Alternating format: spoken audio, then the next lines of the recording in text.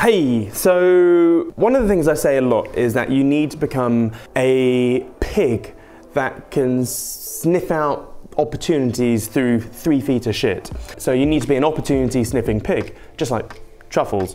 It's all very well me saying that, but it's actually a lot harder to do. So I had someone the other day who, we did a workshop, the Name and Life workshop, and said, Siam, I just don't know how I can become that opportunity sniffing pig.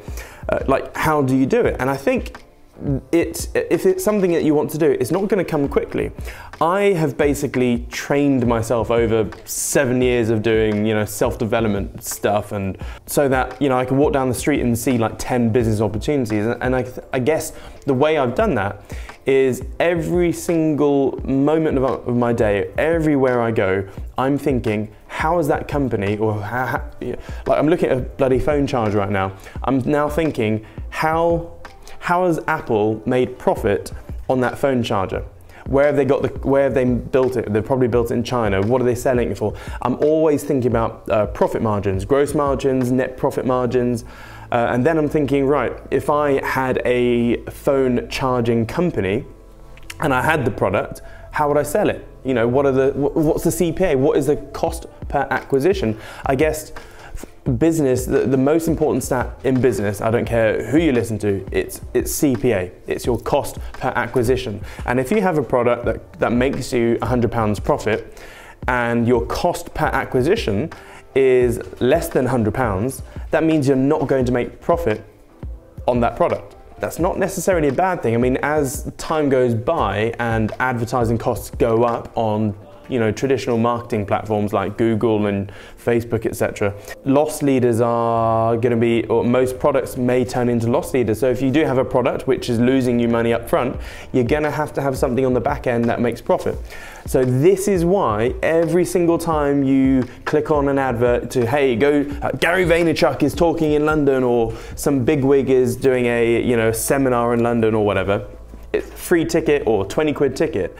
You have to go there expecting you're going to be sold the shit out of, and it's going to be a pitch fest. Because in order to hold a big event like that and get all those bums on tickets and get the big A-list celebrities there, it's going to cost the event organizer 500 grand, 300 to 500 grand. So they're going to have to sell loads of stuff to, just to break even. So going back to the opportunity sniffing pig thing, I guess you just need to always be questioning, if I were to do that, what would the profit margins be? I'm always thinking that. And I think if you ask yourself that every single day for at least a year, it's gonna help. And also another thing I do is to be a good investor, you need to be really, really good at whatever your basket of focus is. It could be whether you're property, business, trading, whatever. So for me, trading is my bag. Trading has always been my bag, but you need to know a little bit about a lot. So you need to have a pretty big peripheral vision of freaking everything. So you have this clear focus, but then a fuzzy peripheral vision. So if there is a bullet heading towards your basket of focus, you'll see it coming, so you can then pivot and do something else or protect yourself. But what this means is if you get into the habit of trying to know a little bit about a lot, you then start seeing opportunities. I'm really getting into tech, as in knowing about all of the new emerging techs, from Internet of Things to 5G to drones, robotics, AI, 3D printing, all of that sort of stuff. And because I'm seeing breakthroughs in all of these random spheres, I'm coming up with all sorts of crazy business ideas that I think probably no one's really thought of yet, because I'm taking the wacky developments over here, combining them over here, etc. So for example, the other day, MIT or someone basically created the world's first lensless camera.